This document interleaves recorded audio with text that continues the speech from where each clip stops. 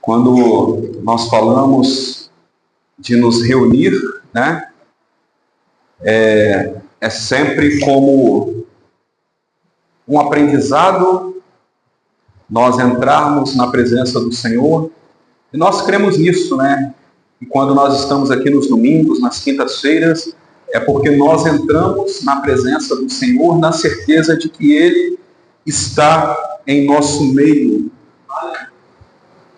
Quando nós estamos assim reunidos, se há algo que nós devemos pedir ao Senhor é que Ele venha e esteja no nosso meio.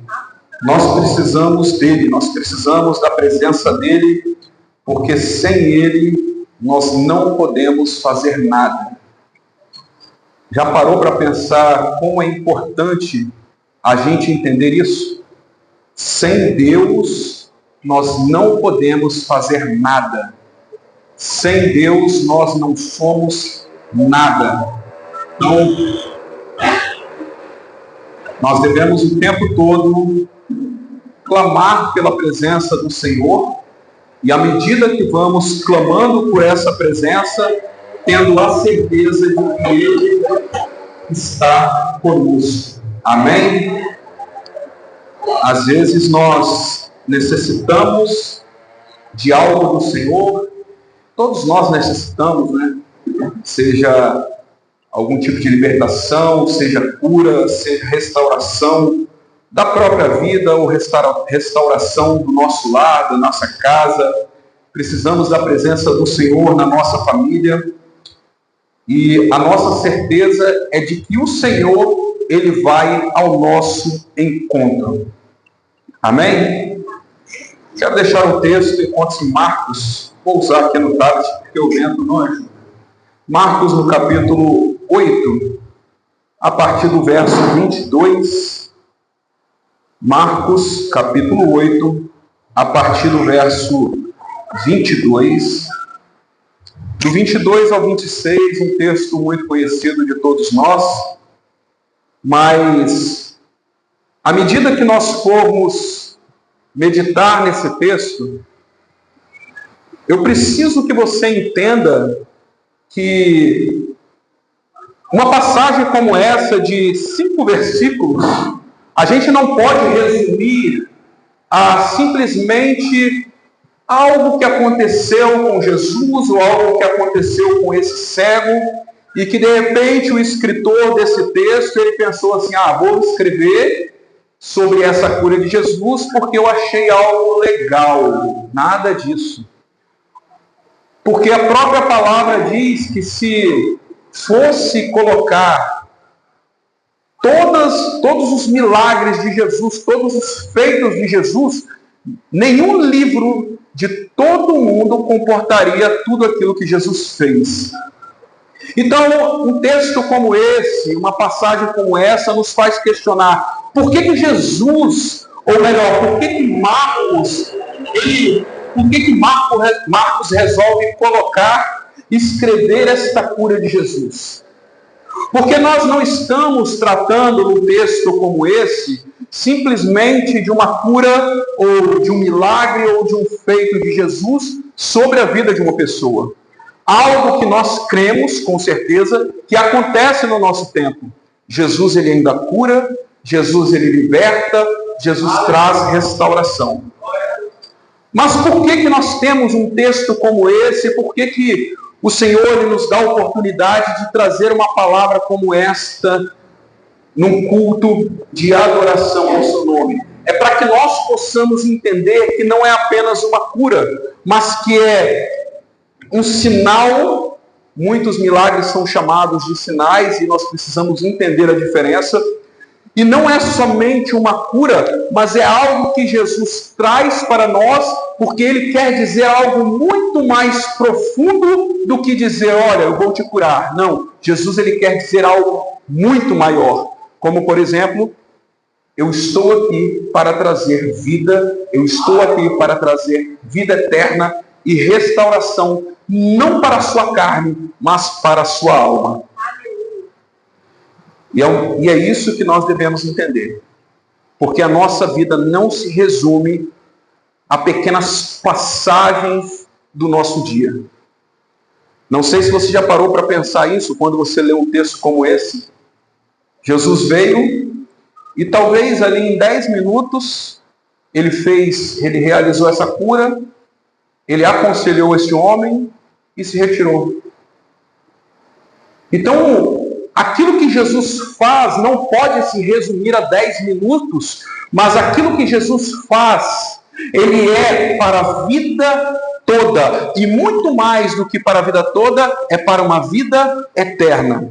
E é por isso que eu estou enfatizando tanto, porque nós não queremos falar somente de cura, mas nós queremos falar de vida e vida em abundância.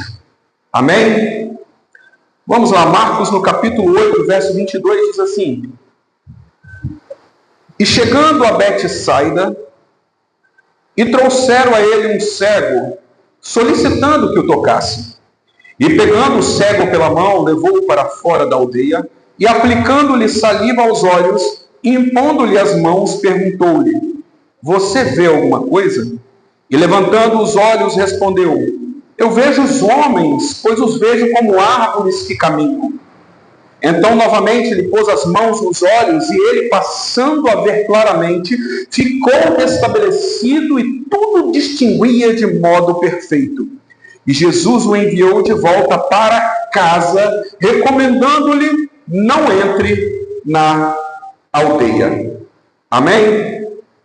Glórias a Deus. Senhor Deus, amado Pai, nós o adoramos e glorificamos. Estamos, ó Pai, na certeza de que o Teu Espírito está em nosso meio e a Tua palavra, Senhor, já está falando no nosso coração. Sabemos, ó Pai, que esta palavra é destinada a uma pessoa especial e esta pessoa, ó Pai, somos nós.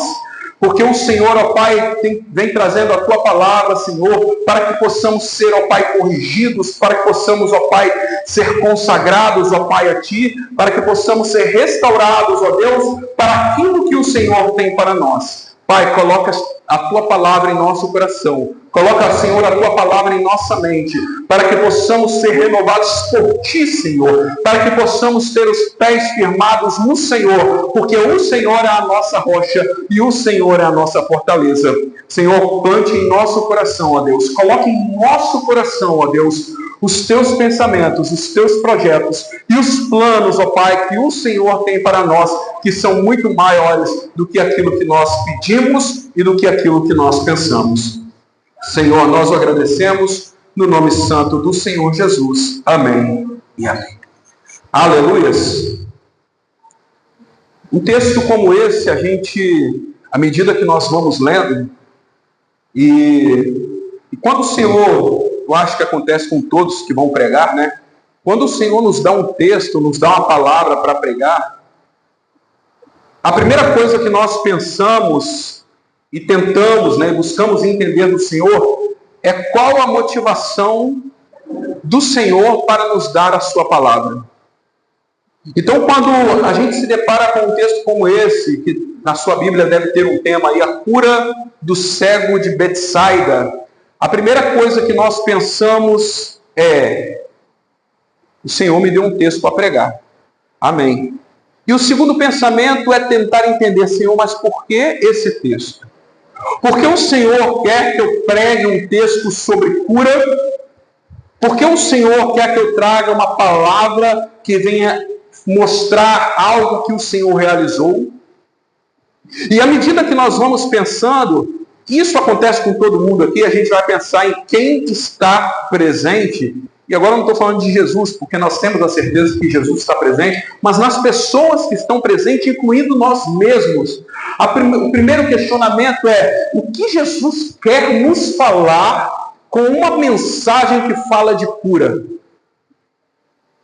E aí que eu iniciei a palavra nesta noite, falando a respeito disso. A gente não pode se apegar a uma palavra que vai falar sobre cura e pensar: Jesus deve estar querendo fazer um movimento no meio da sua igreja para sair curando todo mundo, para que levante aqui pessoas, vai levantar o Felipe, o evangelista Cleiton, as irmãs, para estar impondo mãos aí, sair curando todo mundo, mas é muito mais do que simplesmente cura, é muito mais do que simplesmente uma ação que gaste aí 5 minutos ou 10 minutos, mas Jesus quer algo muito maior para a vida de cada um de nós. Ah, é muito maior? Sim, é muito maior. Porque Jesus ele não veio nesta terra, entenda o que eu vou te dizer, Jesus não veio nessa terra para curar pessoas. Jesus não veio nesta terra para curar as feridas da sua carne. Ah, mas fala lá de que ele veio, que ele tomou sobre si, né, as nossas... Sim, isso é verdade. O que Jesus ele veio nesta terra... Além de trazer uma mensagem do reino de Deus, ele sim veio curar, veio tomar sobre si as nossas enfermidades e as nossas dores, mas não é da carne, é da nossa alma. Porque entenda isso, de nada adianta Jesus derramar cura sobre cada um de nós, se a nossa alma estiver perdida. Ah, mas isso não acontece, né? Porque Jesus não vai curar quem não quer compromisso com ele. A gente tem exemplo na Bíblia, onde Jesus cura 10 pessoas e somente um volta para agradecer. Os outros se esqueceram dele. Então o que eu quero dizer com isso é que o nosso Senhor, Ele está olhando para a sua alma. Ele está enxergando muito mais além daquilo que nós vemos e daquilo que nós enxergamos, porque Jesus está interessado na sua vida eterna. O que Jesus quer para nós é nos salvar para uma vida eterna. Isso não quer dizer que Jesus se esqueceu da sua família, isso não quer dizer que Jesus se esqueceu da sua necessidade física de restauração, de cura. No verso 22 diz assim: então chegaram a Betsaida e lhe trouxeram um cego, rogando-lhe que o tocasse. Quando nós lemos o verso 22, nós começamos a entender e a aprender algumas coisas que nós precisamos enxergar ao nosso redor. Isso é o quê? É gente que se importa conosco. É gente que se importa com você. O texto começa dizendo que quando Jesus chega nessa cidade, pessoas levaram até ele esse cego. Pessoas trouxeram a Jesus esse cego. Ah, mas tem gente que se importa comigo. De que maneira tem gente que se importa com a gente? Aquelas pessoas que levaram esse cego sabiam que havia algo espiritual para ele ali. Sabia que Jesus poderia levar algo sobrenatural para a vida daquele cego. Porque Jesus não se apresentava somente como médico, mas como Senhor. Como alguém que derramava cura, e não somente cura, mas também levava libertação. Então, entenda uma coisa. Começa a se apegar a pessoas que estão próximas a você, mas que essas pessoas sejam aquelas que têm orado por você, que têm te colocado no caminho de Jesus, que têm te aproximado de Jesus. Ah, mas eu tenho muito amigo. Que tipo de amigo você tem? Nós precisamos nos apegar em pessoas que vão interceder por nós. Ah, mas o que é interceder por nós? O que é alguém interceder por mim? É alguém orar por você. É alguém conhecer as suas dores e ser um instrumento de aproximação a Jesus. São pessoas que te aproximam de Jesus. Aleluia.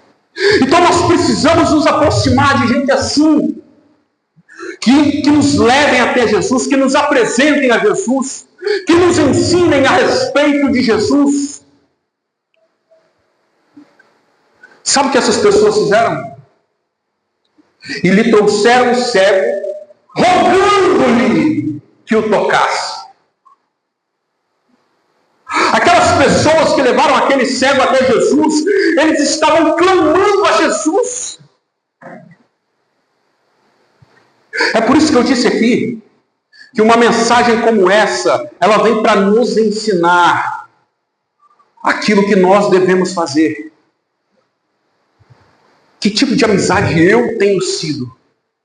Será que eu tenho rogado pela vida daqueles que estão perdidos?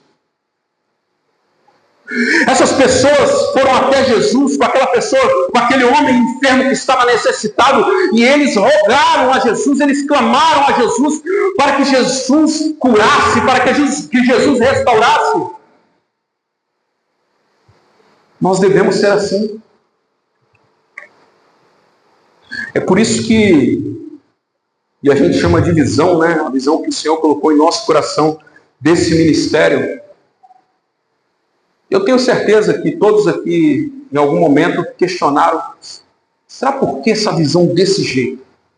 Será porque nós estamos fazendo dessa forma? Será porque o nosso passo a passo tem sido dessa forma? Talvez seja por isso. Porque Jesus tem levantado pessoas aqui para que possam interceder, para que possam clamar por vidas que estão perdidas, por vidas que precisam conhecer Jesus. E esse é o nosso papel. Nós devemos aprender e entender que vidas necessitam de conhecer a Cristo. Então entenda o seu papel, vamos entender o nosso papel diante do Senhor. Então nós temos ali um cego que precisava ser curado, um cego que precisava ser restaurado. E sabe o que é isso? É muito mais do que alguém com um problema de visão, mas é alguém que estava sozinho no meio da multidão, alguém que estava perdido, alguém que estava afastado de Cristo, e é essa cegueira que nós estamos falando. Não é simplesmente de uma cegueira material, carnal, mas é uma cegueira espiritual, de alguém que não consegue enxergar quem é Deus sobre sua vida. E esse mundo está assim. As pessoas estão perdidas desta forma. Pessoas que não conseguem se aproximar de Jesus. E por quê? Porque não conseguem enxergar Jesus. Mas nós que podemos enxergar, nós temos um papel nas mãos de Deus. Nós temos um chamado diante de Deus. Você entende isso? Em 2 Coríntios, no capítulo 4, no verso 4, ele diz que o Deus desse século, ele cegou o entendimento dos incrédulos. Você está entendendo o que o apóstolo Paulo está dizendo? Que o Deus desse século, Satanás, ele cegou o entendimento. Olha o que diz essa palavra. Ele não cegou os olhos, ele cegou o entendimento dos incrédulos. Pessoas que estão perdidas porque não conseguem enxergar, não conseguem entender quem é Jesus. Porque estão presas aos deuses desses séculos, às paixões desse mundo. Mas nós precisamos entender o que Jesus tem nos ensinado. Nós precisamos entender onde nós estamos. O verso 22, ele diz assim que chegaram a Betsaida, ou seja, Jesus e os seus discípulos, eles entraram naquela cidade, naquele lugar, naquela aldeia. E o que é essa aldeia? É um lugar de pecado. Jesus, ele entra onde ninguém quer entrar, porque ele entra em lugares com um propósito. A caminhada de Jesus e daqueles que andam com ele, porque Jesus não estava sozinho ali, havia discípulos com ele, é com um propósito. Então, onde Jesus vai, sempre há um milagre, sempre há cura e sempre há ensinamento. Que lugar é esse? Betsaida é uma cidade pecaminosa. E de repente você vai me perguntar assim, mas como você sabe? Está no texto. Está lá em Mateus, no capítulo 11, quando Jesus vai dizer: ai de ti, Betsaida, Porque se em Tiro e Sidom se houvesse operado os milagres que em vós se fizeram, há muito que elas teriam se arrependido com pano de saco e cinza. Jesus está dizendo, olha, nesse lugar se operou um milagre. Nesse lugar puderam ver o meu poder. Mas vocês não entenderam.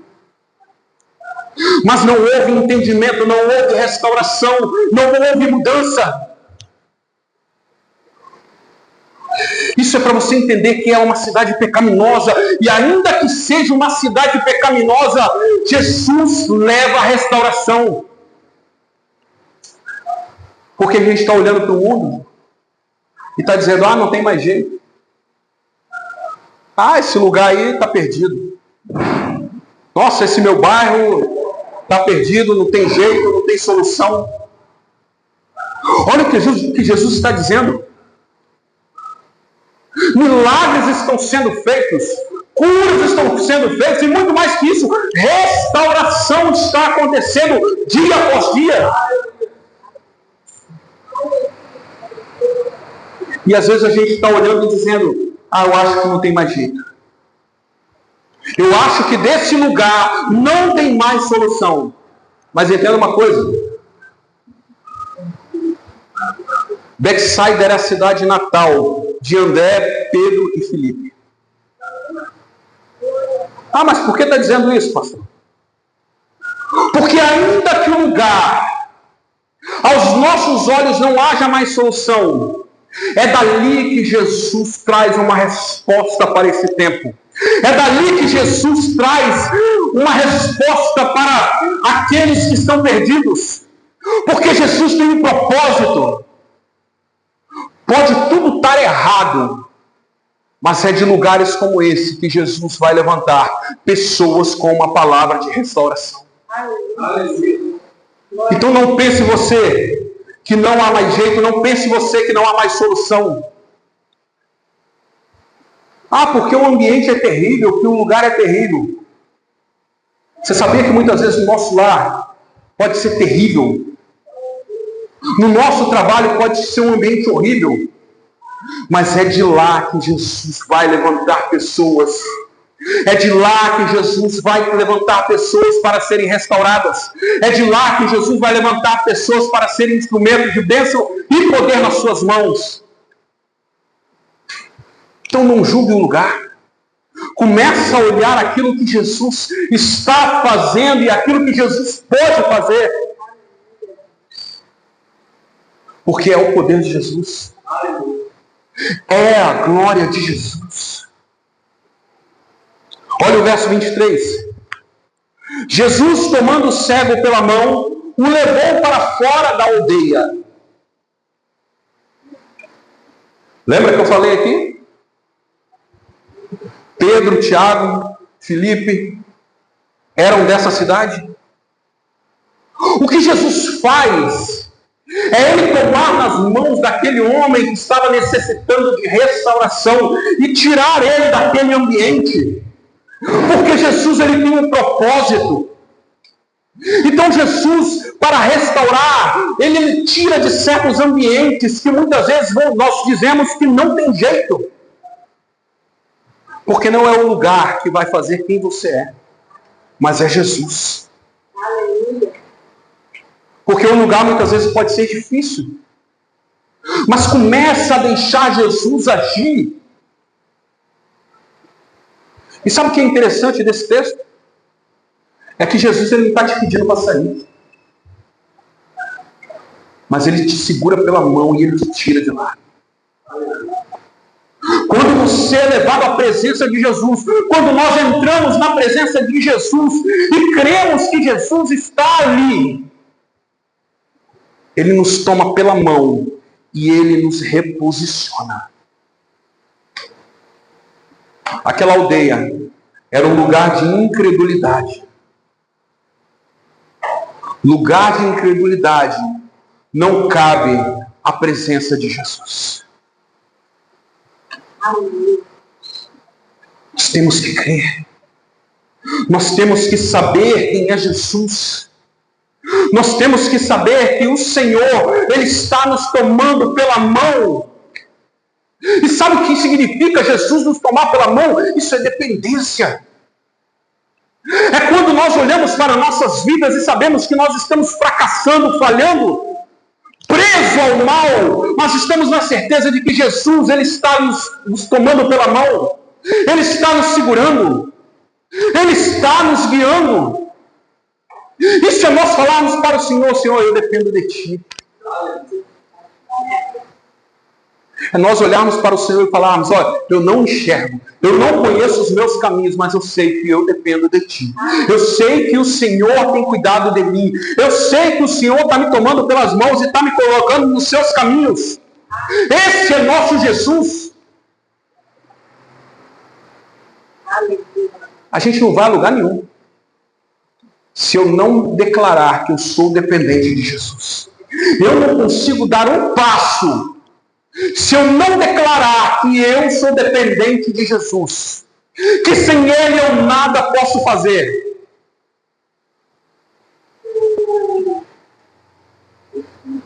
Sabe o que é mais interessante disso?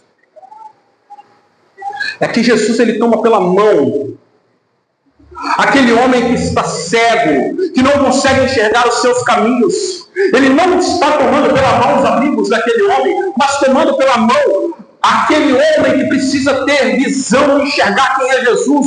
Sabe o que é isso? É Jesus querendo ter um particular com você. Porque é no particular que Deus vai agir. Então esquece, para de olhar para o lado, para quem está do seu lado. Ah, mas o irmão do meu lado, a irmã do meu lado faz desse jeito, faz daquele. Não, é com você. O agir de Jesus é com você. A palavra de Jesus é com você.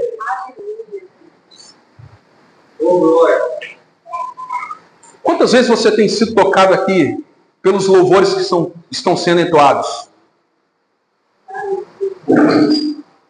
Eu tenho algo assim, para mim, contra, né? Quando a gente está nos louvores, e às vezes eu olho para mim e me empolgo com os louvores, porque acho bonito, mas eu começo a olhar para a letra. Então comece a olhar para a letra, comece a olhar aquilo que aquele louvor está falando com você. Hoje tocou um louvor aqui que eu sei que falou com todos nós. Quem falou da rede, né? Como que é? Deixar as redes. E ele fala com a gente. A gente começa a entender em cada detalhe da nossa vida, em cada detalhe do chamado que Deus tem para nós, em cada detalhe dos caminhos que Deus colocou diante de nós, que nós devemos segurar nas mãos de Deus e permanecer firme. Aleluia, Deus. Sempre que eu vejo um texto que fala de quando Jesus segura pelas nossas mãos, não tem como a gente lembra de Pedro. Um dia Pedro estava num barco.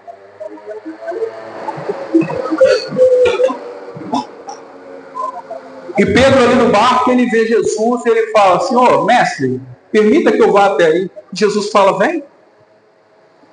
E ele vai. E aí você vai ver muita gente pregando um texto como esse e dizendo: ah, Pedro não tinha fé, por isso que ele afundou. Ele foi andar sobre as águas, mas afundou. Pedro é um homem cheio de fé. Porque enquanto ele foi, os outros discípulos ficaram lá. Nenhum quis se arriscar, nenhum teve fé de colocar o pé na água. Mas sabe o que é mais lindo desse texto? É que Pedro teve fé de andar sobre as águas, mas por um momento de descuido, que é algo que acontece na vida de todos nós, ele começa a afundar. Ele estava na certeza de que ele não estava sozinho, porque Jesus o toma pelas mãos e o restaura e o ergue. Esse é nosso Jesus. Ele não nos deixa afundar. É o nosso Jesus, isso é dependência. É nós sabermos que mesmo em meio às dificuldades, o Senhor está conosco. Então, que tipo de influência nós temos em nossa vida? Entenda isso. Existem 3 tipos de influência.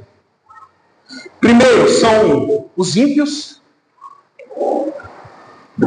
Depois são os amigos de verdade. E depois, Jesus. O mais importante é Jesus. Porque é Jesus que nós temos que colocar a nossa fé e a nossa esperança. É em Jesus que nós devemos deixar que Ele assuma o controle da nossa vida. Então coloque a sua esperança em Jesus, coloque a sua fé em Jesus. Porque quando Jesus nos toma pela mão, é a certeza de que a presença dEle está conosco. Êxodo, capítulo 33.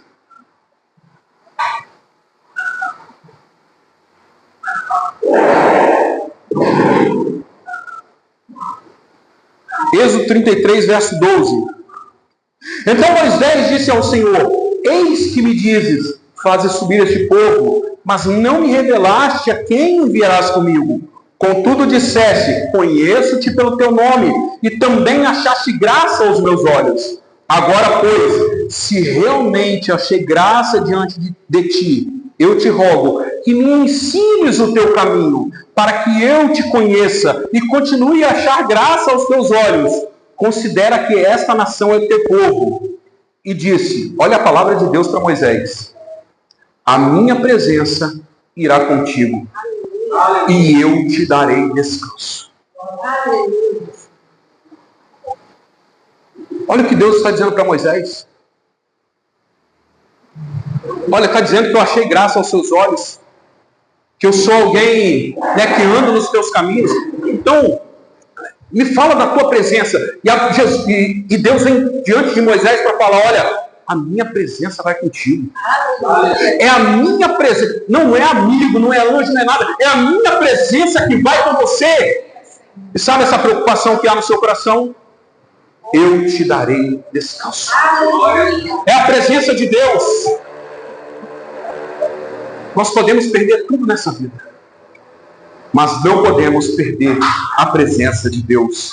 O salmista, no Salmo 23, no verso 4, ele diz: ainda que eu ande pelo vale da sombra e da morte, não temerei mal algum, porque tu estás comigo. Percebe como a nossa caminhada nessa terra é difícil, mas quando nós estamos com Cristo, nós não tememos. Nós temos descanso, nós temos paz. Isaías 41, verso 10. Não temas, porque eu sou contigo. É Deus. É o Senhor dizendo que Ele está conosco. Ainda que a nossa caminhada possa parecer difícil, ainda que muitas vezes as dores podem ser grandes, tribulações venham sobre nós, os desânimos venham sobre nós, o Senhor está dizendo: eu estou contigo. Acalma o seu coração. Coloca tudo diante de mim, coloca tudo no meu altar, porque eu estou contigo. É Deus falando: eu não temas, porque eu te ajudo. Eu sei que pode parecer difícil, mas nós temos que ter essa certeza de que o Senhor, Ele está conosco. Verso 23. E aplicando-lhe saliva aos olhos, impondo-lhe as mãos, perguntou-lhe: vês alguma coisa? Jesus, quando foi curar aquele cego, Jesus toma aquele cego pelas mãos, tira ele da aldeia, leva ele para fora, e Jesus, ele pega um pouco de sua própria saliva e coloca nos seus olhos. Jesus, ele faz uma pergunta: você vê alguma coisa? Às vezes nós passamos por um texto como esse e muitas vezes não entendemos o que está acontecendo aqui. Naquele tempo, um sinal, um ato de rejeição era quando as pessoas passavam perto de mendigos, de enfermos, de leprosos, de pessoas rejeitadas. Eles passavam e cuspiam sobre eles, e isso era um sinal de rejeição. Quando Jesus se aproxima desse cego, e aí eu fico imaginando o que estava acontecendo aqui na mente dele. Você está lá, cego, não vê nada, De repente chega um homem perto de você e faz um barulho e começa a cuspir. O primeiro pensamento é: mais um me rejeitou. O primeiro pensamento é: esse Jesus me rejeitou. Esse Cristo me rejeitou. Esse que seria um ungido me rejeitou. Esse que curou a tantos outros, hoje está me rejeitando. Mas Jesus, ele faz um ato para mostrar que ele está ali. Jesus, ele toma uma atitude com a sua saliva para mostrar que aquilo que o diabo usa para te humilhar, Deus vai usar para te restaurar. Você começa a entender isso. Começa a entender que Jesus, ele tem muito mais para a sua vida. Que Jesus, ele vai agir com atitudes de restauração. E às vezes, quando você acha que está caído, nós encontramos um Jesus que vem para trazer restauração e cura sobre a sua vida. Aleluia. O nosso Senhor, ele não te rejeita. Ah, mas eu vivi muito tempo lá naquela aldeia que só tinha pecado. Ei, meu irmão, esquece o seu passado. O nosso Jesus é o Jesus que restaura. Ele não está aqui para te humilhar. Ele não está aqui para te rejeitar. Jesus está aqui para te restaurar. Ele está aqui para derramar cura e restauração sobre a sua vida. É o poder de Deus. E Jesus, quando coloca aquela saliva nos olhos daquele homem, ele começa a ser restaurado. Porque quando nós começamos a andar com Jesus, os nossos olhos começam a ser abertos. Quando você começa a andar com Jesus, você começa a enxergar coisas que antes você não enxergava. É Jesus restaurando a nossa visão. Olha o verso 24. Este, recobrando a vista, respondeu: eu vejo homens, porque os vejo como árvores andando. Mas peraí, Jesus foi curar o homem, aplicou saliva.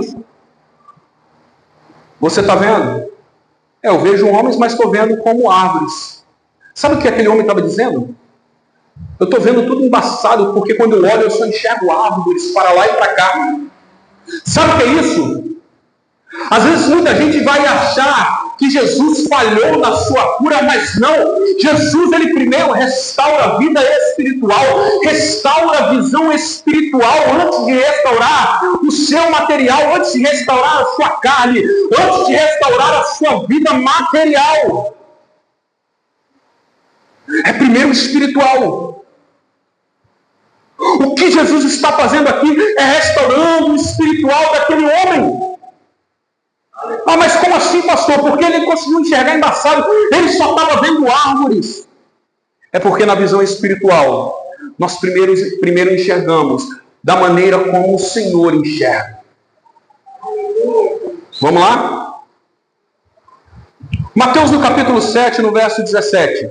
Olha o que Jesus vai dizer. Porque toda árvore boa produz bons frutos, e toda árvore má produz maus frutos. Não pode a árvore boa dar maus frutos, nem a árvore má dar bons frutos. Toda árvore que não dá bom fruto, corta-se e lança-se ao fogo, porque pelos seus frutos o conhecereis. É Jesus que está dizendo isso. E Jesus está dizendo de quê? Ele está falando de quê? Ele não está falando de árvores. Jesus está falando de nós.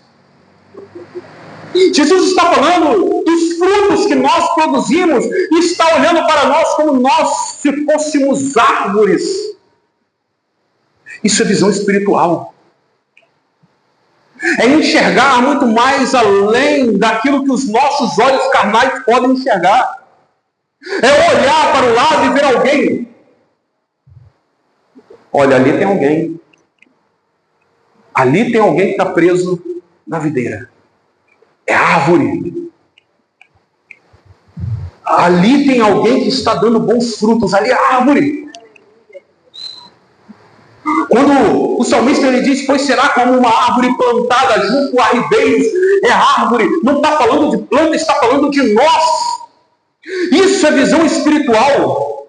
E quando Jesus traz uma palavra como essa, é para dizer, olha, a sua vida, ou você dá fruto, ou você não dá fruto, ou você dá fruto ruim. O que nós estamos fazendo? De que maneira nós estamos vivendo? De que maneira nós estamos enxergando? Porque eu preciso ter visão espiritual na minha vida. Porque é somente com olhos espirituais que eu vou saber para onde eu estou indo e a maneira como estou caminhando. É somente com olhos espirituais que eu começo a enxergar os lugares que eu devo estar. As amizades que eu devo ter. Os lugares que eu entro. As coisas que estão acontecendo à minha volta. É somente com olhos espirituais.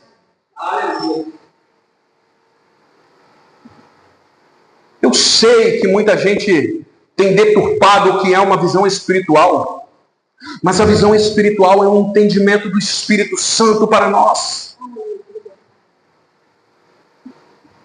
Então, novamente, lhe pôs as mãos nos olhos, e ele, passando a ver claramente, ficou restabelecido, e tudo distinguia de modo perfeito. Sabe o que aconteceu primeiro? Foi uma barreira espiritual que foi vencida. Para que a cura, aí sim, a cura daquilo que é da carne, aquilo que é material, pudesse se concretizar. Porque primeiro vem o material. Ou melhor, primeiro vem o espiritual. Para que Deus possa agir no seu carnal. Aleluia. Lembra quando o apóstolo disse? O espírito, na verdade, está pronto, mas a carne é fraca. Essa é uma palavra que tem que estar entranhada em nosso coração. Nós temos que olhar para nós mesmos e dizer, será que o espírito realmente está pronto? Porque a carne eu sei que é fraca. Mas será que o meu espírito, aquilo que o Senhor tem me dado, será que realmente está pronto?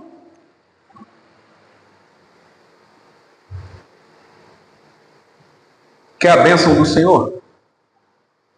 Começa a buscar a presença de Jesus. Começa a buscar cada vez mais e mais a presença de Jesus sobre a sua vida. Aquele homem, ele nasceu de novo. Porque olha o que ele responde. Ele torna a ver claramente. Tudo ficou restabelecido. Tudo distinguia e de maneira perfeita. Essa é a presença de Jesus. Essa é a visão espiritual dada por Jesus. Isso é novo nascimento. Porque nós não nascemos somente da carne nem do sangue, mas nós nascemos do Espírito de Deus. Ah, mas eu estou vivo. Não, está não. Sem o Espírito Santo de Deus na sua vida, não está vivo. Se eu não tiver a presença de Deus na minha vida, eu não estou vivo. É a presença de Deus. Porque é somente por Ele, para Ele. E é somente com a presença dEle que eu posso caminhar. Para nós finalizarmos. E mandou Jesus embora para casa, recomendando-lhe, não entre na aldeia. O que Jesus estava dizendo, o último conselho para aquele homem, o último ensinamento para aquele homem, não olhe para trás. Deixe as influências ruins, deixe essas más referências, deixe essas heranças ruins, o passado, as contaminações. Não entre naquele lugar que te leva ao pecado. Sai desse meio, não retorne, não volte atrás, mas comece a entrar na presença de Deus dia após dia. estava vivendo fora da sua casa, fora do seu lar. Talvez seja um homem que tinha perdido a sua família. Talvez fosse um homem que tinha perdido uma essência de Deus em sua vida. Não volta para a aldeia, volta para casa. É Jesus dizendo: ei, vem para a comunhão espiritual. Vem habitar aqui, vem estar junto de mim. Isso é purificação. É saber onde eu estou vivendo, os lugares que eu estou entrando. Não volta para Betsaida. Entenda uma coisa, sempre haverá uma Betsaida, mas também sempre haverá uma casa. Sempre haverá a presença de Deus. Eu tenho certeza que quando sairmos daqui, teremos Betsaida em tudo quanto é lugar. Ambientes ruins. Mas Jesus, ele termina ensinando: vá para casa, não entre na aldeia. Quer uma tradução melhor para isso? Se afaste do pecado. Venha para a minha presença. Porque o nosso Jesus é assim. Ele vai trocar na nossa vida lugares, amigos, situações, para nos colocar em lugares onde tem pessoas que estão clamando por nós, que estão nos guardando com suas orações. E que nós também sejamos pessoas como essas, que estão clamando por aqueles que estão perdidos. Que nós possamos, dia após dia, andar com Jesus. Esta passagem de cura, nós temos alguns personagens, e eu tenho certeza que todos eles cabem em nós. Os amigos daquele homem que clamaram por ele, o homem cego que estava vivendo em um lugar que não deveria viver, em um ambiente que não deveria viver. Nós temos Jesus com o seu agir de cura, de amor e de compaixão. E o que fica para nós é a última palavra de Jesus, que é o seu ensinamento. É Jesus dizendo: olha, isso que eu fiz por você só vai permanecer se você ouvir a minha voz. Se você se aproximar cada vez mais de mim, da minha presença e da minha palavra. Que nós possamos saber que Jesus, ele está nos dando a sua direção. Que Jesus, ele está cuidando de nós. Que mesmo em meio às dificuldades, mesmo naqueles momentos que a gente perde a visão, ainda que estejamos sem visão, estamos na certeza de que ele está nos dando a mão e nós não estamos sozinhos. Amém? Vamos orar para finalizar o culto nesta noite. Senhor Deus amado, Pai, nós adoramos e glorificamos ao teu santo nome. Pai, que esta palavra venha de encontro ao nosso coração, ó Deus, tirando todo o mal, toda a incredulidade, tudo aquilo, Senhor, que há em nós, que não pertence a Ti. Pai, venha nos ensinar. Venha nos ensinar, ó Pai, a saber que o Senhor está próximo de nós, ó Deus. Que o Senhor não nos desampara, ó Deus. Que nós somos dependentes de Ti, ó Deus. Pai, venha nos ensinar que nós devemos nos aproximar de Ti, Senhor. Estar na Tua presença, estar no Teu lar, ó Deus. E nós não falamos de um lugar de 4 paredes, como esta igreja, Senhor, mas nós falamos da Tua presença em nós, dentro de nós, ó Deus. Faça morada aqui, Deus. Que nós possamos nos aproximar cada vez mais e mais de Ti. Guarda-nos, ó Deus, para que não voltemos, ó Deus, àqueles lugares que o Senhor não quer para nós. Mas que a Tua palavra venha, ó Pai, nos corrigir dia após dia. É o que nós clamamos e agradecemos no nome santo do Senhor Jesus. Amém. O amor de Deus, a graça de Jesus e as doces consolações do Espírito Santo estejam sobre a vida de todos nós que amamos e aguardamos a vinda de Jesus. E a igreja diga: vão em paz no nome do Senhor.